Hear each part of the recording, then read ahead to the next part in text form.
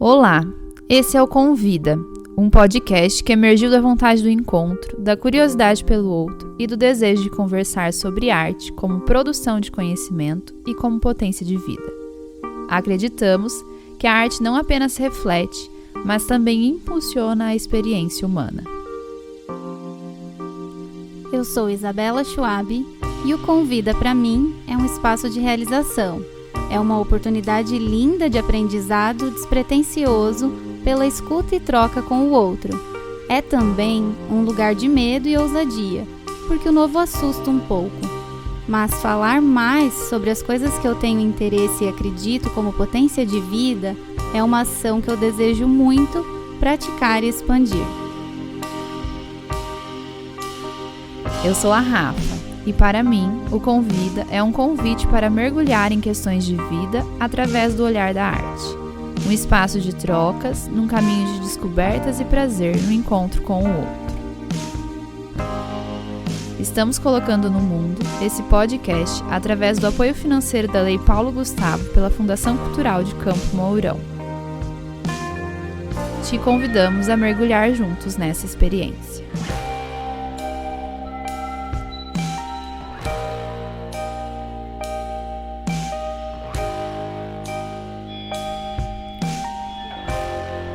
Olá, eu sou a Isabela Schwab e para que todos possam me ver, eu vou fazer a minha audiodescrição. Eu sou uma mulher branca, de cabelos castanhos, estou vestindo uma camiseta branca e uma calça marrom, eu uso óculos e eu sou uma mulher cis, os meus pronomes são ela e dela.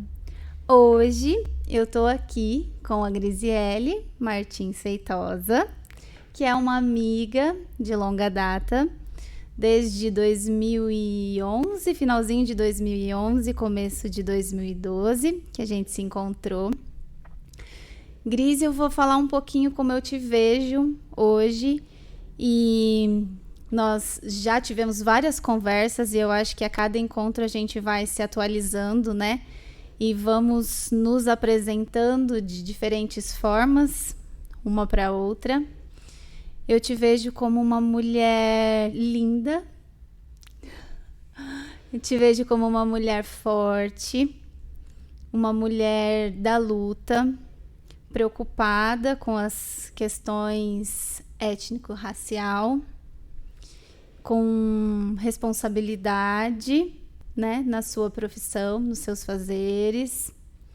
Te vejo como uma mulher da dança, uma amante da arte, das diversas linguagens de arte. Eu sei que você gosta muito de música, eu sei que você tem instrumentos de música em casa, que você se interessa pelas artes visuais, pela performance. E eu te vejo como uma mulher que está sempre se atualizando com o mundo. O mundo vai fluindo e você vai dançando com o mundo, né? A partir das suas experiências, das suas escolhas, daquilo que você acredita como potência de corpo, como potência de vida no mundo. E eu me sinto muito honrada de poder compartilhar com você um pouco dessa travessia, né? Através da dança. E dos outros encontros também, porque os nossos encontros nunca são só sobre dança, sobre movimento, mas sobre o movimento da vida, né? As crises, o caos, a leveza, as estratégias de sobrevivência. Eu acho que a gente vai trabalhando tudo isso a cada encontro. E eu gostaria que você dissesse como você se vê hoje, quem é a Grisi hoje no mundo. Então, bom dia, boa tarde, boa noite, né? De acordo com que as pessoas estiverem acompanhando o programa. Quero dizer da minha honra de estar aqui, né? Me sinto profundamente honrada mesmo com o convite, principalmente porque dividi esse espaço com você e com a Rafa também, que é proponente, né, desse projeto, que são mulheres tão potentes e que acho que que provocam potência na minha vida, né? Então é uma alegria muito grande mesmo. Quando você faz eu vou vendo essa imagem que você vai montando de mim, assim, fico um pouco desconcertada e feliz, vou pensando que a gente se encontra quando a gente está voltando para Campo Mourão, né? Porque eu também estava voltando, acho que tinha chegado um pouquinho antes de você. E embora Campo Mourão seja minha terra natal, às vezes é um pouco árida, né? E acho que esse encontro com vocês possibilita fecundar coisas. Então, é muito importante mesmo para mim dividir esse espaço de vida com vocês. É uma honra mesmo. Então, como eu sou uma mulher negra de pele clara, né? Então, uma mulher parda. Estou hoje vestindo um vestido preto de algodão, adornada em búzios, um batom vermelho, um cabelo preso num afro puff. E eu esqueci a sua pergunta inicial, Isa. Quem é você hoje? Nossa, por isso que eu esqueci. A pergunta mais complexa da vida, que né? Pergunta, né? Como é que a gente responde uma coisa assim? Quem sou eu hoje?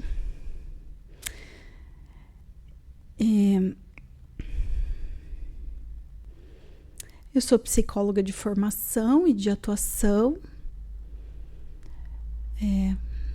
Mas eu também vejo esse espaço não demarcando quem eu sou, mas ou o momento que eu estou, né? Você falou da arte, né? Eu comecei a dançar com 4 anos na Casa da Cultura, e aí eu entendo que embora a arte não seja meu compromisso profissional, mas é a forma que eu enxergo a vida. Então, eu acho que sou uma pessoa que vou buscando experiências e transformação na vida, e que a arte vai me ajudando a abrir esses caminhos, né? Acho que tanto para a profissão, com as pessoas com que eu vou me encontrando. Acho que sou reflexo também desses encontros, né? Então, sou filha de uma mãe de origem mineira, de um pai de origem paraibana, né? Meu pai é paraibano de nascimento, a minha mãe nasce no Paraná, mas a família dela é mineira, migra de Minas para cá. Então, neta de uma senhora negra, e eu acho que isso vai fazendo marcas na vida e de como é que a gente se relaciona com a vida. Quando eu comecei a estudar a racialização das pessoas, né, que eu acho que esse é um processo bem importante para a gente se entender no mundo, eu também fui entendendo que essas marcas dessa família vão contando um pouquinho de como é que eu construo a minha subjetividade, como é que eu construo minha relação com o mundo. Então, acho que um pouco disso, assim, tem uma coisa da firmeza de uma formação negra, né, que é uma mãe negra, é uma mãe firme, dura, né, mas ao mesmo tempo que investe no potencial da sua família, né, então é uma potencializadora mesmo, assim, acho que não tem nada na vida que foi dito, que a gente disse para minha mãe que a gente gostaria de fazer, que ela não falou, vamos lá, vamos fazer. Né, com muitos sacrifícios de N ordens, mas era isso. Se dissesse, queria fazer isso, então vamos lá fazer. O que vamos precisar para fazer? Né? E aí eu acho que eu enxergo o mundo assim. O que precisa ser feito? Então vamos lá, vamos ver o que a gente precisa fazer para fazer aquilo que precisa ser feito. Acho que falei muito e não disse nada, mas é um pouquinho Acho disso. que você falou muito e disse muito. Sobre essa pessoa forte, né, que você é. Eu sei que às vezes a gente não quer ser forte, não. Que a gente tá cansado de ser forte, né? Talvez trocar essa palavra por potência, né? Uma mulher potente no mundo. É assim que você é e se apresenta. Então, você disse sim. Gris, eu quero que você conte um pouquinho da sua trajetória na arte, assim. Você já disse, né, que você vem do balé desde muito pequena, mas conta um pouco mais dessa sua conexão, como é que foram esses encontros, o que da arte você foi encontrando e como isso foi agregando e transformando a sua vida? Você sabe que o balé é o que me marca, porque é o que eu fiquei por mais tempo, mas eu já vou entregando a minha idade, né? Fiz Casa da Cultura, comecei na Casa da Cultura em 80, e a Casa da Cultura era um lugar de muita potência. Então, eu fazia balé clássico, fazia dança folclórica e fazia escolinha de artes, que a gente fazia parte... Ai, me fugiu, mas trabalhava com barro, com pirógrafo, artes plásticas, Acho né? que sim. Uhum. Então, muito pequena, eu fazia isso, tinha essa possibilidade de acesso na Casa da Cultura, né? Uhum. E isso acho que foi construindo um pouco desse caminho de olhar para a vida, assim. Daí do balé eu fiquei... tive excelentes professores no balé, excelentes professores técnicos, porém de muita violência subjetiva também, né? Tem umas marcas assim na minha história do balé que são doídas, como de muitas mulheres que passaram pelo balé clássico, né? Mas eu fico até os 12 no balé. E aí, quando a minha turma começa a progredir para a ponta, a professora disse que eu não podia ir para a ponta porque eu ainda não tinha estrutura física para ir para a ponta. Hoje, adulta, eu acho que talvez pudesse ser aquilo, mas na infância eu tomei aquilo como uma punição porque eu não era uma garota muito tranquila, né? Então, aquela imagem da bailarina de ponta cabeça na barra era um pouquinho eu, porque pegava tudo muito rápido, tinha uma facilidade física muito grande, pegava tudo muito rápido e daí distraía. E isso não é muito agradável numa sala de balé clássico. E então, nessa época, eu tomei aquilo um pouco como uma punição. E aí eu saio do balé nessa idade e aí faço GR. Ginástica rítmica na época ainda era desportiva, hoje não chama mais desportiva. Acho que o último ano, aí, nos 12 anos, eu estava fazendo os dois juntos e eu opto por ficar só com a GR, porque também tinha um caminho meio dentro da GR com muita habilidade física também. Então, estava sempre entre as 4 do Paranaense. E aí, esse caminho... Fui um tanto até que a gente chamava a nossa técnica de Tio Kiko. Ela sai, acho que ela vai embora para o Japão e acaba a GR em Campo Mourão. Acho que eu fiquei até dos 12 até os 14, 15 anos na GR. E depois eu voltei para o balé. Então eu sempre tive um caminho de vai e volta com o clássico. Me encontrei com o contemporâneo em Curitiba, quando estava morando em Curitiba, nessa fase um pouquinho antes de voltar para cá em 2010. E aí me encontrei com o contemporâneo numa escolha consciente de um encontro com psicólogas que dançavam. Não que o contemporâneo fosse uma coisa que me interessasse, porque eu achava assustador, já que quebrava as métricas, né? Que fugia daquilo que eu estava acostumada desde a infância. Então, eu achava muito assustador mesmo, contemporâneo. Mas eu conheci um grupo de mulheres psicólogas com quem eu trabalhava, faziam dança contemporânea numa escola que era de uma psicóloga também, e eu fui lá fazer aula com elas. Então, fiz uma apresentação lá em Curitiba nessa época, tal, ainda com muito estranhamento. O contemporâneo faz sentido para mim quando eu volto para Campo Mourão e aí há o nosso encontro e aí eu começo a entender o contemporâneo de outro lugar, né?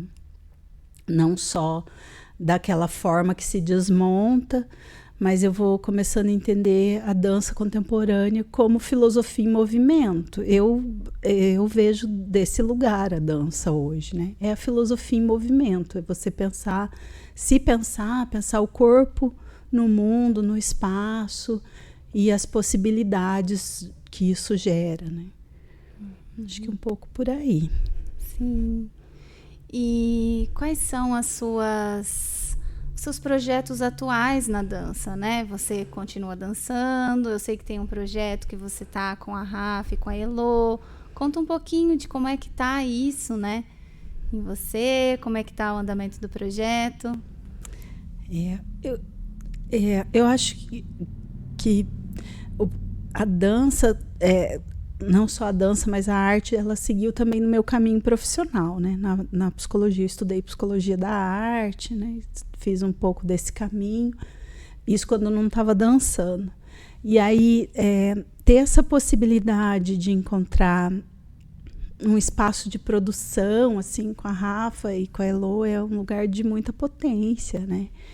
A gente tem questionado nesse projeto novo, ele chama Voz, a gente tem questionado o que nos cala e o que nos potencializa, né? Falar, colocar, o que dessas mulheres, né? E a gente é 3 gerações, bom, as duas não dão uma geração de diferença, né? Mas a gente tem uma diferença grande de idade, né? Eu sou muito mais velha que elas. E a gente vai pensando isso, né? Dos caminhos que as mulheres foram enfrentando para chegar até... para que outras possam enxergar e conquistar outras coisas, né? Para mim, o trabalho fala um pouco disso, assim, de mulheres que ocupam lugares sociais e corpos distintos dentro da sociedade, né? Mas que o caminho é uma construção mesmo, né? Então, outras mulheres precisaram de uma luta muito grande para que a gente pudesse chegar aqui hoje e conseguir fazer o que a gente consegue fazer. Acho que a gente ainda está muito aquém daquilo que a gente pode e deve fazer. Mas é uma luta histórica, né? O feminismo é a revolução que ainda não terminou, é a revolução mais longa da história.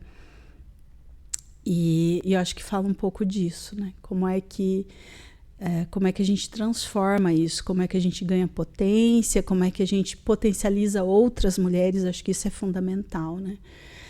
E acho que eu tenho muita dificuldade para fazer coisas sozinha, assim. Um solo, né, que a gente fez num outro projeto, um solo para mim, é um solo, tá bom, mas aqui no finalzinho dá para todo mundo entrar comigo, né? Uhum. Eu tenho essa dificuldade porque, embora eu entendo a gente como um ser social. Uhum. Então, mesmo quando a gente está sozinho, ou em cena, ou em casa, a gente não está sozinho, né? A gente está com toda a nossa marca histórica, a gente está com tudo que a gente carrega socialmente. Mas estar em cena sozinho é uma coisa que eu tenho dificuldade, assim, eu não gosto. Eu gosto de ter... Quanto mais gente estiver em cena, mais eu me sinto confortável mesmo, assim, né? E talvez porque eu acho que fica mais representado essa multiplicidade que a gente né? E acho que o projeto fala disso, dessa possibilidade de multiplicidade, da gente poder falar de muitas coisas, da gente se silenciar, ser silenciada para muitas outras coisas, né? Eu acho que ainda há muito medo da potência das mulheres. Sim. É um convite, assim, de levante, né? Desses levantes. Pelo que eu tenho acompanhado um pouco desse processo de vocês, com esse trabalho, que é o Voz, que vai estrear esse ano, né? Então, já vamos ficar todo mundo atentos para a estreia desse trabalho. Ele traz esse convite de levante dessas questões todas tão importantes, né? E desse levante da potência da voz feminina no mundo, né? Estamos aqui, somos realizadoras, né? Existimos, queremos existir, não sobreviver, né? Então, eu acho que é muito bonito, é muito forte, é muito necessário esse trabalho. E você vivenciou muitas coisas da arte, né? Então, começou lá desde pequena, começou no balé, que tem uma linguagem, veio da dança contemporânea, nessa quebra de movimento, conhecendo um outro movimento de corpo. Aí foi compreendendo esse outro lugar como um lugar de autoconhecimento, de percepção de si, do outro, do entorno. E tá nesse processo criativo, construindo uma dança a partir de muitas perguntas e de perguntas questionadoras de mundo e de força, né, de mundo. E o que, dentro de toda essa experiência tua, assim, mais foi significativo, mais é significativo? O que mais te interessa continuar construindo, né? Você que vivenciou essas várias formas de fazer dança e de criar dança no mundo. A Isa é sempre com perguntas difíceis para a gente, mas aí acho que é isso que é importante. Por isso que eu acho que a dança é filosofia em movimento. Talvez não seja toda a dança, mas a dança que você provoca. Pela psicologia, eu venho pensando a emancipação humana, né? Como é que a gente pode desenvolver a máxima potência? Isso em qualquer esfera da psicologia que eu estiver atuando, eu vou pensar como é que eu desenvolvo a máxima potência dessa situação, dessa pessoa que eu estou atendendo, né? Então, a máxima potência humana. Acho que é isso que eu venho buscando. E aí, acho que é isso para a minha vida. Uhum. Um amigo disse para mim que eu tenho uma luta muito grande para ser coerente, né? Paulo Riss, que é um psicanalista, inclusive ele coloca na dedicatória que ele faz para mim da dissertação dele, da tese dele, da minha coerência, né? É uma luta para ser coerente, né? Então, entre isso que eu acredito teoricamente, do desenvolver a máxima potência humana, e como é que eu faço isso na minha prática cotidiana. E quando eu me deparo com os estudos da Bell Hooks, que vai falar um pouquinho desse lugar, né, do desenvolvimento da potência humana, e lá na obra dela, Tudo sobre o Amor e Outras Expectativas, eu vou entendendo que o que me interessa é uma vida amorosa, que desenvolva potência em mim e em outras pessoas. Uhum. Só que para isso a gente tem que lidar com N barreiras sociais, né? Então, a psicologia é uma ciência que, como princípio básico, ético, é defensora de direitos humanos. Eu entendo que, em especial no Brasil, a gente não pode pensar direitos humanos se a gente não racializar a nossa estrutura social, né? São 500 anos aí de reflexo de um processo de escravização profundamente violento, e isso vai se apresentar em toda e qualquer esfera que a gente se encontrar. E aí na arte também. Uhum. Nós assistimos um espetáculo, acho que ano passado, ano retrasado, né, que para mim estava muito nítido isso, tá? Você quer discutir isso, mas você não colocou esse bailarino negro potente que você tem aí em nenhum momento em destaque no teu processo, né? Então, essa dificuldade que a sociedade brasileira ainda tem de reconhecer, entender a potência científica, criativa, de desenvolvimento das pessoas negras no Brasil, não só negras, né? Negras, indígenas, né? Outras tantas minorias também, mas acho que no caso do Brasil em específico, a gente está falando da vulnerabilização de pessoas negras e indígenas e que querem que a gente siga nesse mesmo lugar, né? Uhum. É um projeto histórico de entender que a gente deve seguir nesse mesmo lugar. Então, na dança, por exemplo, a gente não estuda a Batista, que foi bailarina do Rio de Janeiro, concursada no Balé do Rio de Janeiro, que vai ter a possibilidade de trazer a dança moderna para o Brasil, que vai trabalhar, que faz um estudo profundo dentro da dança que acontece no candomblé e traz para os palcos, né? E todo o processo de dificuldade que ela passou, de racismo mesmo que ela enfrentou no Balé do Rio de Janeiro, né? Acho que ela vai encontrando espaços de convergência com a arte, quando ela vai encontrar lá com a Abadias do Nascimento, que propõe o Teatro Experimental do Negro, e aí conseguem começar a construir coisas desse lugar, né? Então, esses artistas, esses poucos artistas negros que a gente vê hoje em destaque no Brasil, são reflexos aí desse trabalho feito pelo Abdias do Nascimento e por ela também, e eu vou precisar olhar o nome dela, porque é muito ruim a gente não falar. Você quer pesquisar? A gente dá uma olhadinha aqui. Mas eu acho que eu vou trazer aqui para você, se você quiser pesquisar, e eu vou falando que esse projeto, esse espetáculo que a gente assistiu, né, que você comentou lá anteriormente, eu penso muito que tem a ver com os tem que ter, né? Achou? Uhum. Se você quiser, pode ficar, depois a gente... Vou concluir aqui, daí a gente volta. Tá muito em discussão as coisas, mas não tem profundidade, né? Então, a questão racial, a questão de gênero, só que não tem profundidade. E aí, para cumprir, né, um protocolo de estou dizendo disso, né, as coisas elas são propostas de forma muito rasa, né, para os bailarinos que não dão conta, porque não tem essa experiência no corpo, não tem essa vivência no corpo, né, e o quanto isso, ao invés de agregar, de potencializar, ele tira um lugar da representação, né?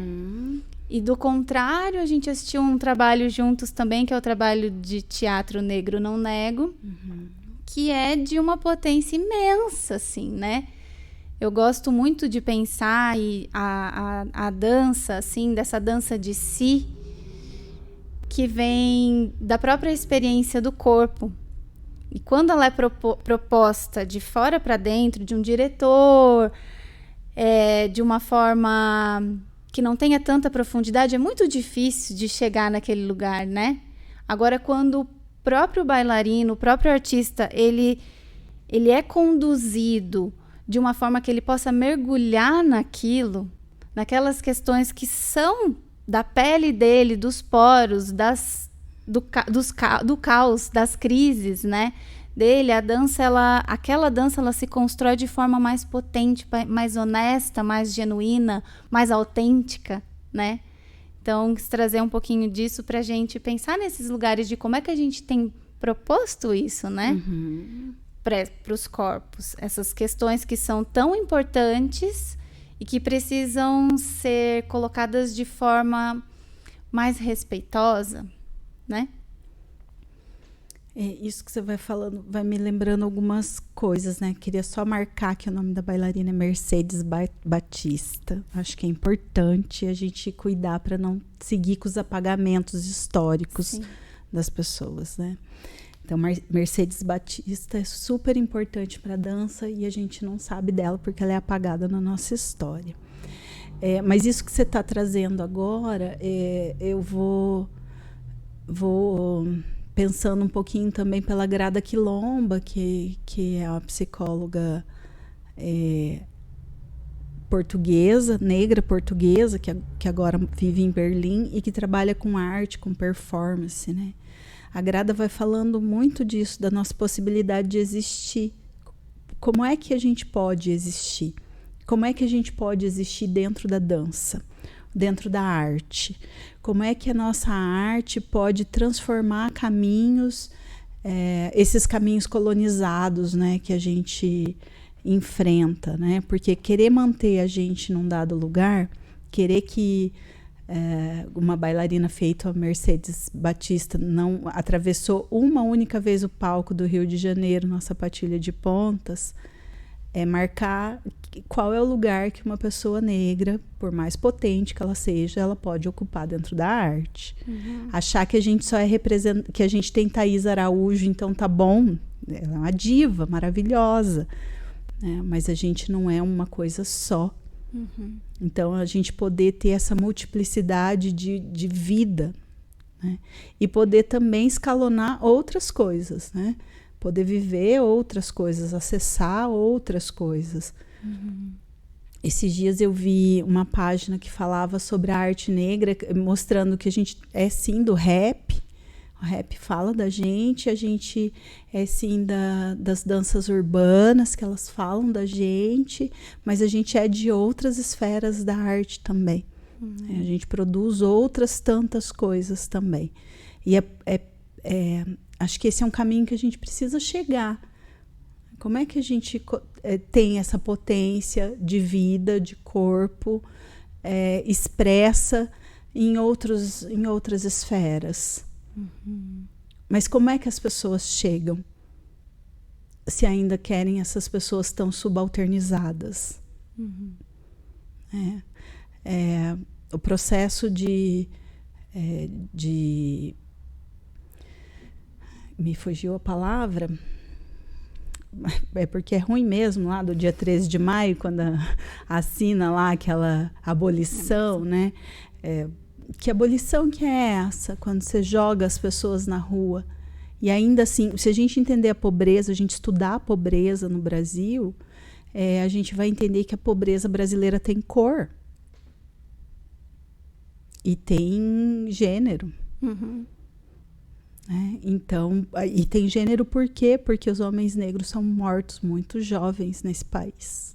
Então, são as mulheres negras que ficam lidando com as ausências dos seus homens, né? Os seus filhos, seus companheiros, e etc. E que seguem nesse lugar de subalternização, né? E aí não é o mesmo caminho. Não é o mesmo caminho. Na minha turma de balé com 4 anos, eu era a única menina negra. Eu tenho consciência de que as possibilidades que eu tive de acesso não foram as mesmas. Não, tinha mais uma, que é uma grande amiga minha também, mas ela não ficou muito tempo no balé. Acho que ela não gostava tanto quanto eu gostei. Mas nós duas tivemos uma possibilidade de acesso. A gente foi amiguinha do balé, a gente foi amiguinha da escola, mas éramos só nós duas nas escolas que a gente estudou. Então, como que esses corpos vão chegar para a arte? Em que situações? Como é que essas crianças vão aspirar um futuro diferente? Esse desenvolvimento, essa máxima potência humana que eu entendo que a gente precisa desenvolver. Como? Se elas não têm espaço, né? Isso. Grise, a partir dessas questões todas que você está trazendo, extremamente necessárias, né, para discussão, para pensar, para olhar, para fazer acontecer transformações, qual você acha que é a função da arte hoje? Eu entendo, acho que tem essa discussão, né, que eu acho que vocês já fizeram por aí nos outros podcasts, né? Se há ou não há função à arte, acho que sim, que a arte tem função. E acho que tanto pode ser a função de apresentar um universo às pessoas, quando a gente está olhando para esse lugar da fruição, né? E agora me lembrei também do livro da Chimamanda, que vai falando do perigo da história única, né? Então, se a gente só acessa, se a gente só conhece aquilo que faz parte do que é nosso cotidiano, a gente vai entendendo que o mundo é aquilo que a gente vive, né? Aquela nossa bolha e aquilo que a gente vive. Então, por exemplo, eu assisto filmes, assisto séries, etc. E ouço músicas LGBT. Acho que a gente tem que acessar outras coisas. Assisto, não é muito tempo, faz pouco tempo que eu assisto as produções negras. Então, tem dia que eu vou lá assistir, não vou assistir qualquer coisa, não. Estou procurando um filme negro que eu quero ver. Quero ver onde, né, como é que se desenvolve estes personagens, né? Que a gente não fique numa única possibilidade de execução. Então, acho que um pouco desse lugar de apresentar universos, né, para a gente sair do perigo da história única. Produção de mulheres, né? Produção de mulheres, produção artística de mulheres é muito diferente da produção artística de homens. Sim. Os papéis que as mulheres desenvolvem Num filme, quando a diretora é uma mulher, quando a roteirista é uma mulher, é muito diferente de quando são homens, né? Então, acho que essa importância de apresentar as possibilidades de universo. E acho que no processo de desenvolvimento artístico, daí também acho que é um universo aqui, a gente abre um leque gigantesco, né? Primeiro porque o processo criativo humano é fundamental, né? O ser humano é criativo por natureza humana. Mas isso precisa ser desenvolvido, né? Mas a gente cria, a gente transforma as coisas têm uma função e a gente dá outras, esse é processo criativo, né? A própria gambiarra, né, que a gente faz para as demandas de casa já é uma... Então, esse lugar do processo criativo, acho que é fundamental, assim, porque a gente promove desenvolvimento por meio dos processos criativos, né?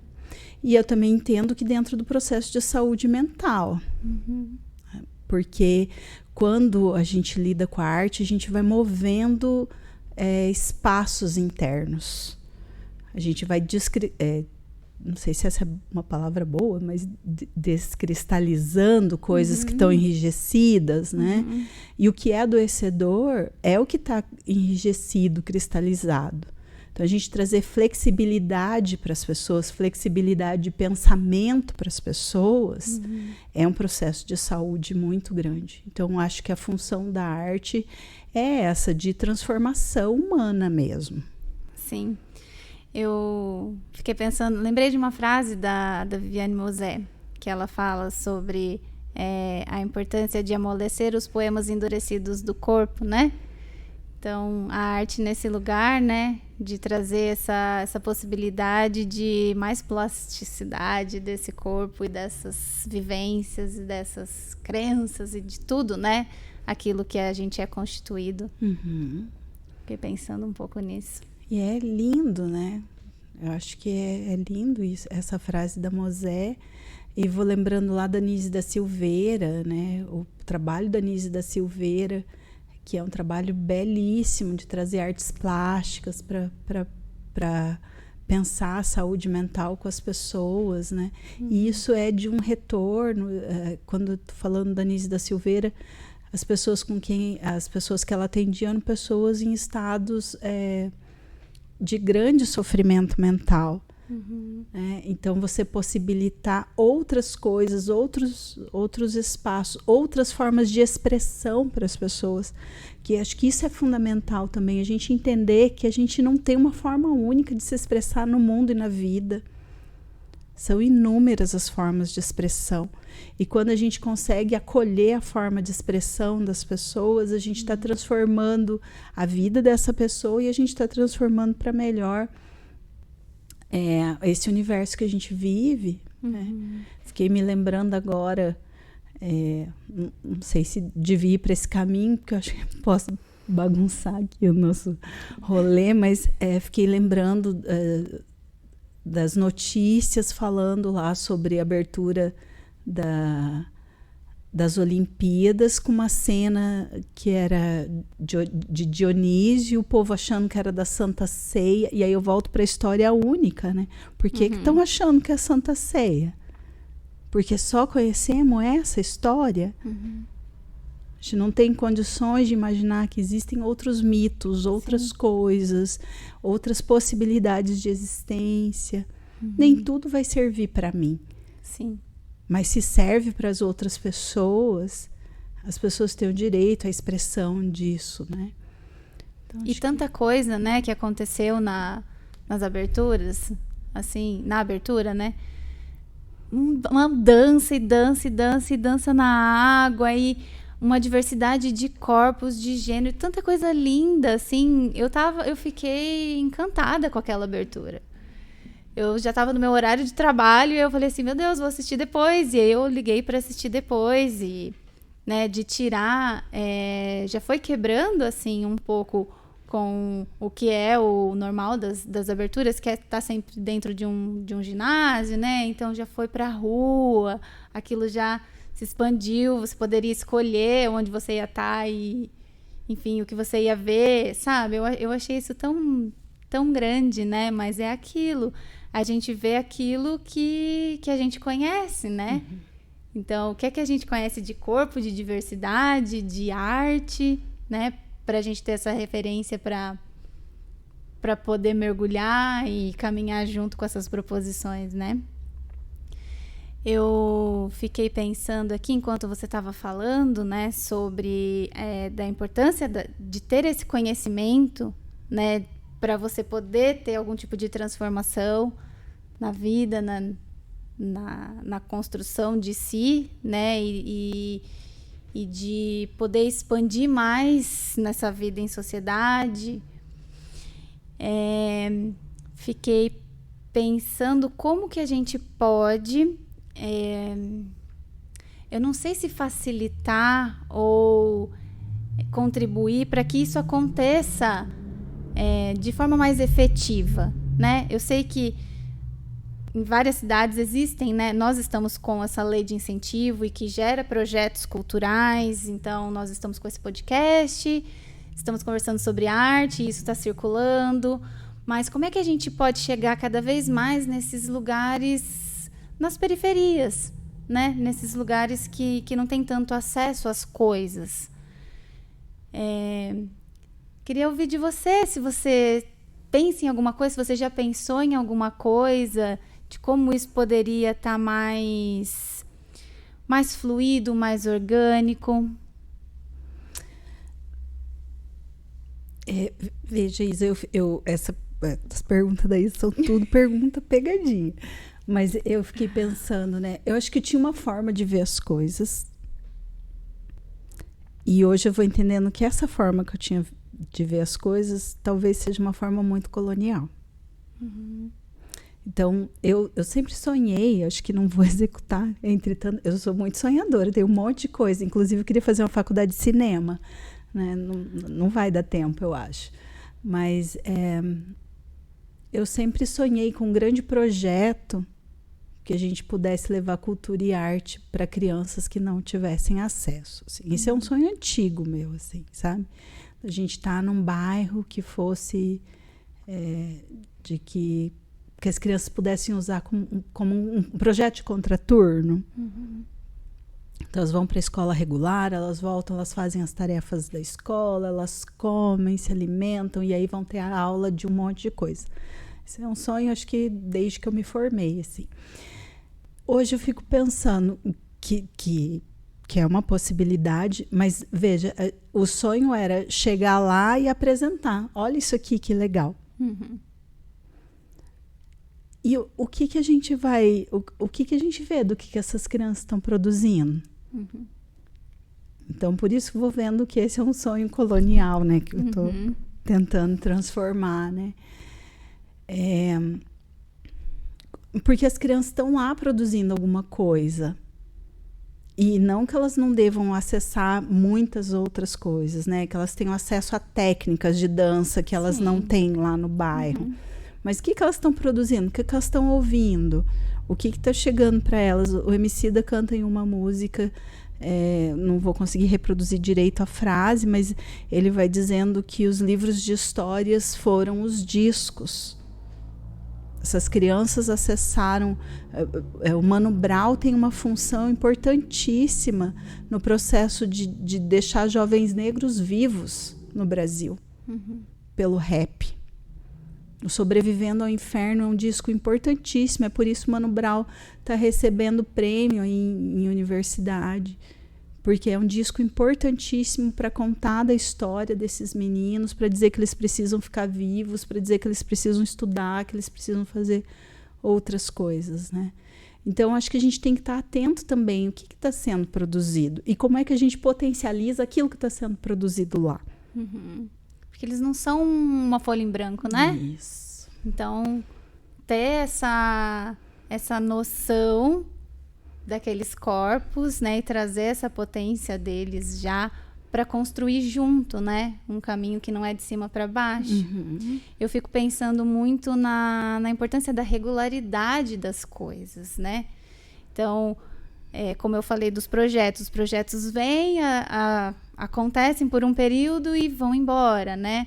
Às vezes a gente consegue deslocar, né? Enquanto artistas, estou falando a gente, mas nessa área dos artistas mesmo, a gente consegue deslocar, né, sair do centro e levar para a periferia, e às vezes a gente consegue trazer eles, mas isso não é regular, né? Então pensar assim, ó, acontece o projeto, acabou, foi 6 meses, foi, né? Como pensar em políticas públicas para construir essa regularidade, para que eles possam enxergar esses caminhos como caminhos possíveis para além do que já, né, do que eles já vivenciam, mas não vindo em branco, mas trazendo essa potência deles para construir junto, né? Eu acho que isso seria realmente uma coisa muito incrível. E aí a gente vai falando de políticas públicas, como você marcou, né? Quando a gente... Esse tipo de transformação, ela não dá para ser só com projetos. Isso precisa ser um investimento pesado isso precisa ser um projeto de sociedade. Sim. Então, investir em arte, investir em educação, investir em esporte, precisa ser um projeto de sociedade, pensando em transformação humana. Sim. É desafiador e lindo, né? É um sonho. É um sonho. Eu ouvi recentemente, eu não sei da onde, porque eu acho que a gente vai ficando tão cheio de tantas coisas. Eu não sei se eu conversei com uma pessoa, se eu ouvi na internet, ou que nós éramos a última geração de iludidos. Aquilo me bateu tão triste, assim, que eu fiquei reflexiva, eu fiquei pensando, eu prefiro dizer que eu sou uma geração de sonhadores e que eu vou continuar sonhando, né? Porque eu acredito em outros mundos possíveis, né?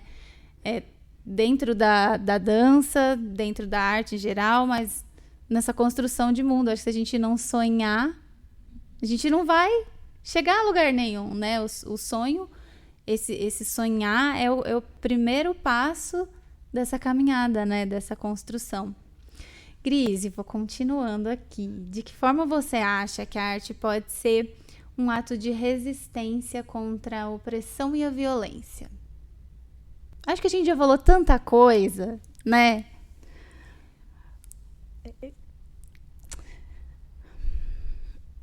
Eu acho que a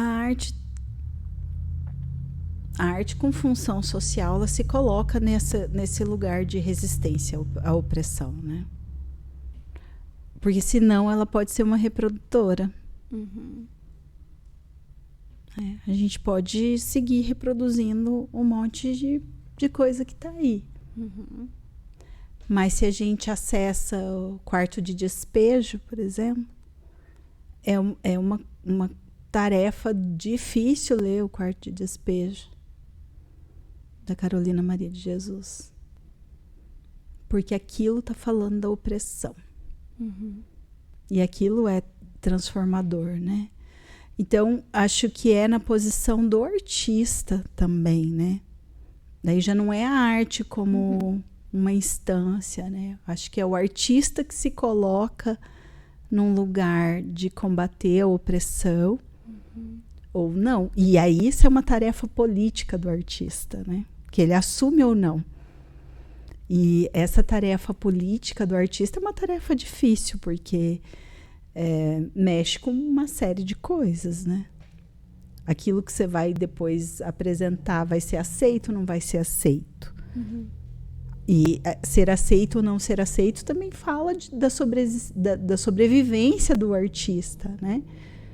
Então, como é que lutar contra a opressão é uma tarefa gigantesca, né? Sim. Então, tá, mas aí eu loto um teatro para assistir uma dada coisa que está dentro do brilho da purpurina e não loto um teatro por uma peça de resistência, por uma performance de resistência, né? Então, é uma tarefa muito difícil, mas eu acho que é um movimento político do artista. O artista vai se colocando em como é que ele vai fazer a sua trajetória, né? E eu acho que tudo é política nessa vida, né?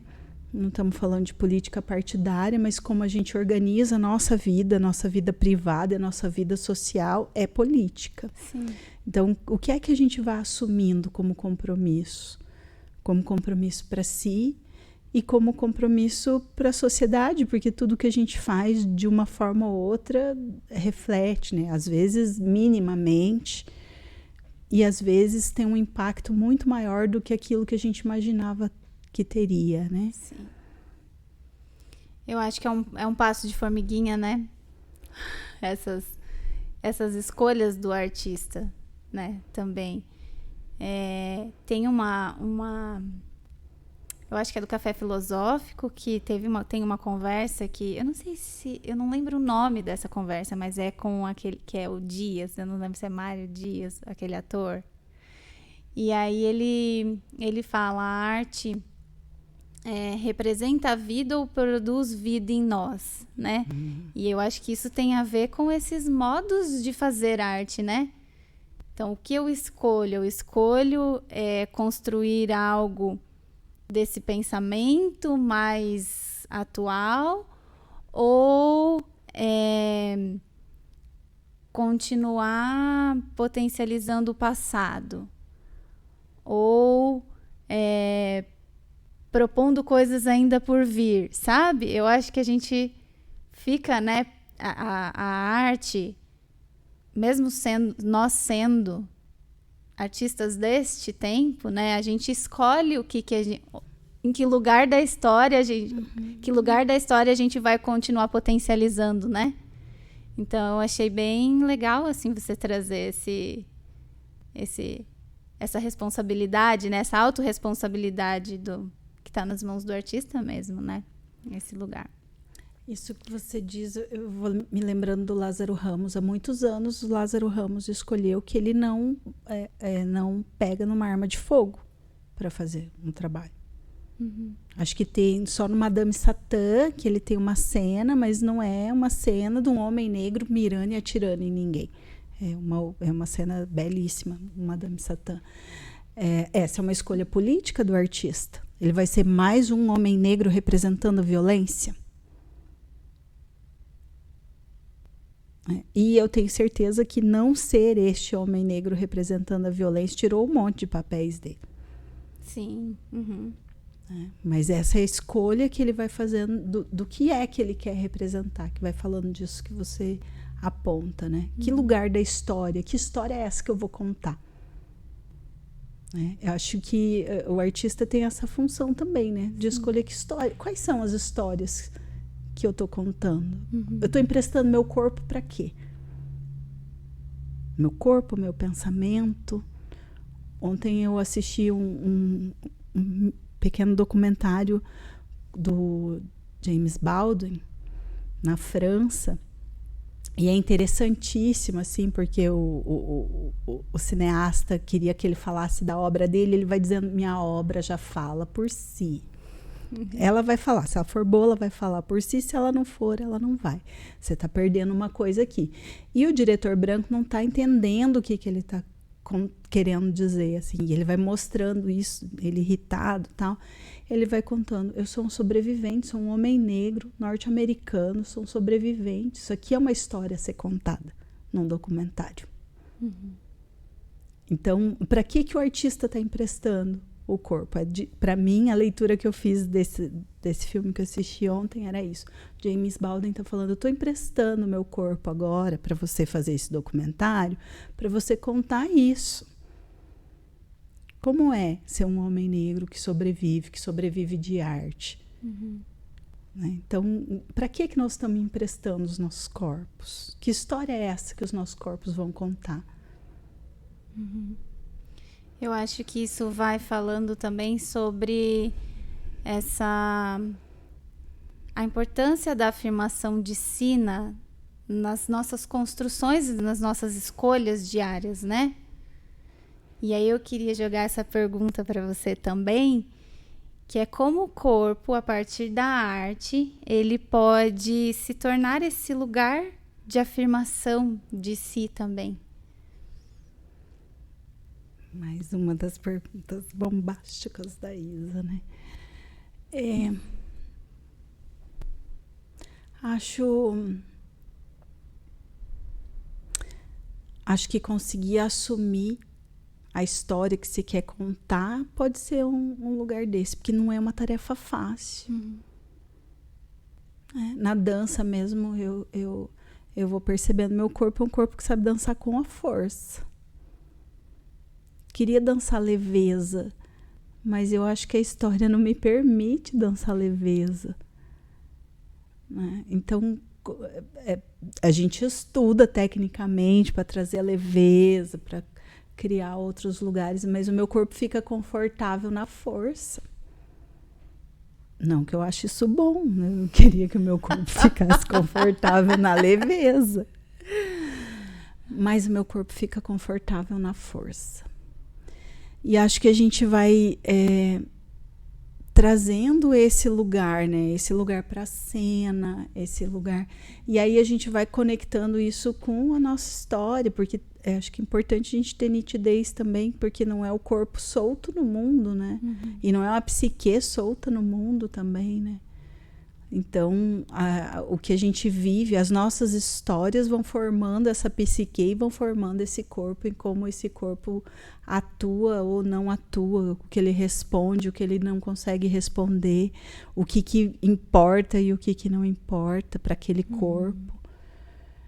O que consigo construir com esse corpo ou não. Às vezes a gente vê pessoas... E aí eu vou dizer do ver, de um lugar que eu faço, eu observo as pessoas. Como é que as pessoas andam na rua. Eu acho que eu faço isso há muito tempo, mas eu fui tomando consciência de que eu faço isso há pouco tempo. Assim. Se eu entro numa palestra, eu estou sentada lá no fundo, eu estou vendo como é que a pessoa está entrando. Como é que esse corpo opera nesse mundo, né? Porque isso fala da história desse corpo. E depois, aí pensando artisticamente, é como é que essa história desse corpo vem para uma performance ou não, né? Mas o corpo está performando o tempo todo nessa sociedade. Então, pessoas que passam... Eu tenho uma memória de um rapaz que eu toda vez que eu vou ver ele, eu vou observá-lo, porque eu acho tão bonito. Parece que ele flutua, assim. Eu olho para ele, eu tenho uma impressão de que ele flutua. Sei que é uma história pesada, não é uma história de alguém que flutua. É uma história de muita luta. Mas a impressão que eu tenho quando eu vejo ele andando, que é um corpo que está flutuando, assim. Me dá a sensação de que é um caminho preciso para a sobrevivência, aquele corpo que vai passando naquela situação daquela forma quase que imperceptível, mas para poder sobreviver, né? E acho que é isso. Eu acho que eu não respondi, mas eu vou trazendo as inquietações que eu tenho sentido, assim. Acho que eu comecei a observar as pessoas porque eu observava no consultório como é que essa pessoa chega, como é que esse corpo chega. Né? E aí, a partir disso, começo a fazer na rua. Assim. Eu estou na rua, estou olhando como é que as pessoas estão performando nas suas vidas. Né? E acho que talvez essa seja a performance mais difícil. Né? É a performance da própria existência. Eu fico pensando, assim, de te ouvir, a que custo, né? A que custo a gente vai se deixando parecer ser o que não é, em prol de criar um desejo de invisibilizar a si mesmo, ou sua história de dor, ou enfim, né? O quanto isso vai matando a gente um pouquinho. E isso na vida, e isso no jeito de fazer arte e dança no mundo, né? Quando a gente vem para cumprir uma técnica, para cumprir um edital para poder continuar existindo, né? Porque às vezes não é possível de outra forma, o quanto às vezes esses ter que ser, ter que cumprir, parecer ser, eles mais produzem morte do que vida, né? E ao contrário, quanto é bonito quando você vê uma pessoa, um artista conseguindo viver, existir e fazer coisas a partir da sua verdade, né? Daquela que nem sempre é bonita, que é desafiadora para ele mesmo de colocar aquilo no mundo daquela forma, né? Mas que foi aos poucos acreditando, se afirmando, construindo essa autoridade interna, essa autoridade de si para estar no mundo, né? De forma genuína, assim. E acho que isso é fundamental, né? A gente poder ter autoridade de si. Não é um caminho fácil. É um caminho totalmente difícil, porque a gente... E aí, principalmente se a gente pensar nós, mulheres, a gente nasce com um papel estabelecido. Sim. Mulheres negras com um papel estabelecido, que é o da periferia, que é o da servidão, não nos querem fora da servidão, e as mulheres brancas do que elas precisam performar. Então, a gente ter autoridade de si para poder performar o que a gente bem entender é um caminho muito revolucionário, singularmente. Né? Poder dizer não às pessoas, não, isso aqui eu não vou fazer. Ou isso aqui sim eu vou fazer. Todo mundo está dizendo, não, não faço. Não, mas isso aqui eu vou fazer, isso aqui me interessa fazer. E acho que isso como sujeitos é muito difícil. E aí como artista também é profundamente difícil. Né? Porque é uma investigação muito profunda de quem você é, do que você quer colocar no mundo, né? E muitas vezes a gente não se abre para isso, né? Às vezes é assustador. É assustador você dizer dos seus desejos, né? De constituição de si e do que você quer colocar e construir no mundo, né? Porque às vezes isso pode assustar as pessoas que você ama, as pessoas que estão ao seu entorno, né? As pessoas que estão acostumadas a ver a sua arte leve. Como é que você coloca ali um peso, né?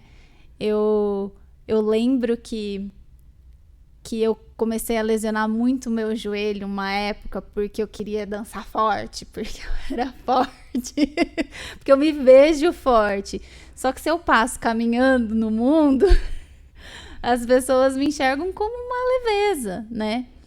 E aí até entender com muita terapia e arte, né? Que eu sou essas duas coisas, levou um tempo. Né? Eu sou essa leveza que caminha por uma escolha de caminhar leve, mas eu também sou essa força que eu quero me jogar no chão e dizer, isso aqui é pesado, sabe, pra mim, isso aqui é dolorido pra mim, né?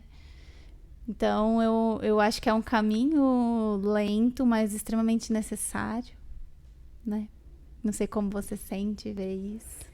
Eu vou pensando na dificuldade que a gente tem, inclusive, de entender as coisas não de forma binária, né? Porque a força e a leveza, elas estão juntas. Só que a gente entende um universo muito binário, ou isso ou aquilo, né? Precisamos fazer por aqui ou por ali. E não, a gente é multiplicidade. E acho que falta possibilidade de sermos multiplicidade. Né? Acho que em tudo, assim. A gente não está aberto para uma sociedade que possa ser múltipla. Não.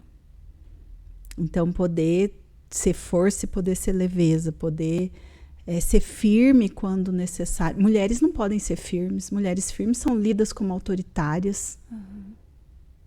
A gente precisa concordar o tempo todo. Elas assustam, né? Quando elas são. Então, elas são complicadas. Complicadas, loucas. Problemáticas. Porque são firmes, porque entendem, porque pensam, porque estudaram, porque têm posição na vida. Não, a gente tem posição na vida. E aí eu vou pensando no Vozes e vou pensando nas outras relações humanas que eu estabeleço, eu tenho lutado para que as mulheres tenham possibilidade de fazer suas escolhas e serem, de poderem ser no mundo, né? Desde pequenininhas, assim, porque nesse movimento colonial também, a gente não pode mexer quadril, por exemplo. E tô falando isso porque tô lembrando das minhas sobrinhas pequenininhas, que minha irmã até brincou, parece que eu danço funk o dia inteiro com essa menina de 3 anos que só faz mexer a bundinha. E eu coloco todo mundo lá em casa para mexer a bundinha. Vamos lá, porque eu não sei mexer a bundinha. Porque a gente teve que fechar a perna, Nós né? Não pode sentar com a perna aberta. Não rebole, não fecha essas pernas, etc. Então, eu não sei mesmo rebolar. Rebolar é uma coisa profundamente difícil para mim. Então, às vezes eu tô ali em casa fazendo alguma coisa, tá todo mundo falando, então tá, vamos lá mexer o popozão. E a vovó também mexe, o vovô também mexe, e as crianças mexem, porque nós precisamos soltar esse corpo, o corpo precisa ser livre. Sim. E aí precisa ser livre para poder escolher onde me cabe, onde eu me sinto bem, o que eu posso fazer, onde não me sinto bem, então isso aqui eu não vou querer, mas eu preciso conhecer para poder fazer tudo isso, né? Um lugar de se dar a permissão de ser, né? Grise, quero te agradecer!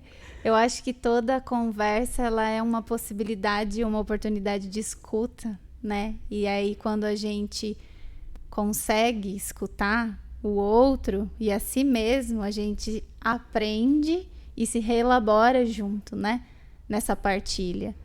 Então, eu acho que os nossos encontros sempre foram assim para mim, né? Primeiro que no nosso primeiro encontro lá, quando eu terminei o psicotécnico, que você veio perguntar se eu era professora, queria dar a dança contemporânea, que estava voltando, e eu disse sim, e aquilo já foi um acolhimento para mim naquele momento, porque propor dança contemporânea no interior, voltando assim, eu sabia que ia ser desafiador, principalmente propor do jeito que eu acredito, e você foi a primeira pessoa que deu abertura para isso. Então, eu sou, assim, extremamente grata a você e por todo o aprendizado que você gera em mim, aprendizado de mundo, de história, né, de corpo.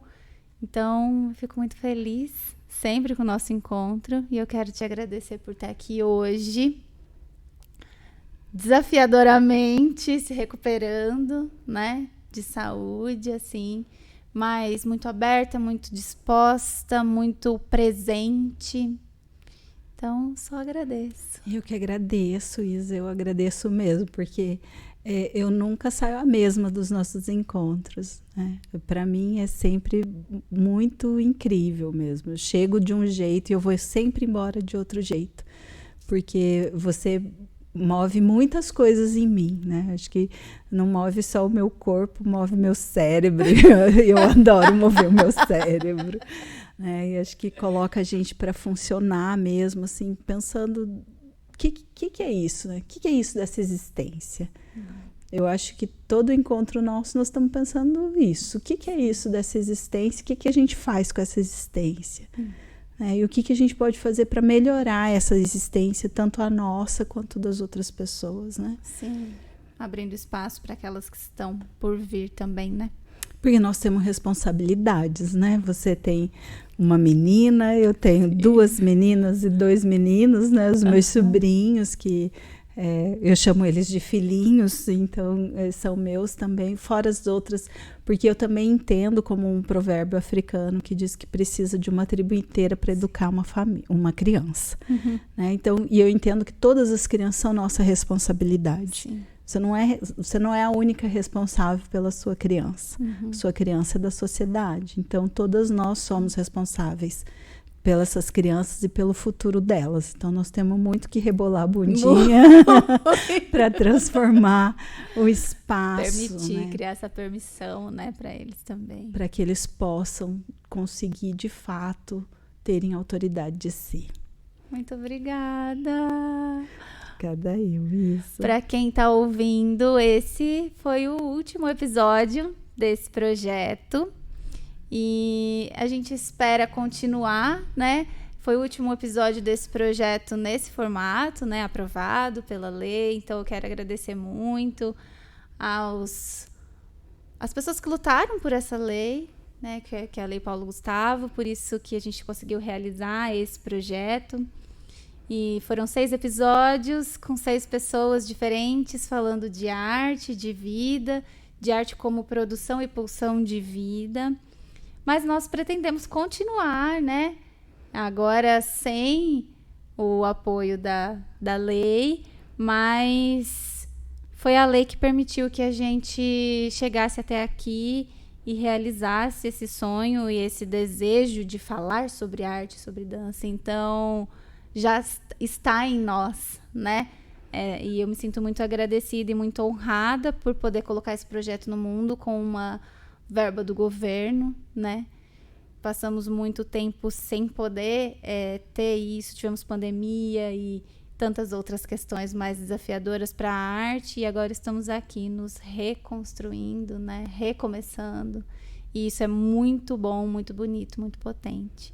Então, eu quero agradecer também a Fundação Cultural e a todos os convidados e a todo mundo que acompanhou esses 6 episódios. É um prazer e uma honra falar de arte, daquilo que a gente acredita, né? De arte no mundo. Obrigada. Obrigada a você, Isa. E eu acho que eu quero agradecer. Eu acho que tinha que ter fechado em você, mas eu quero agradecer.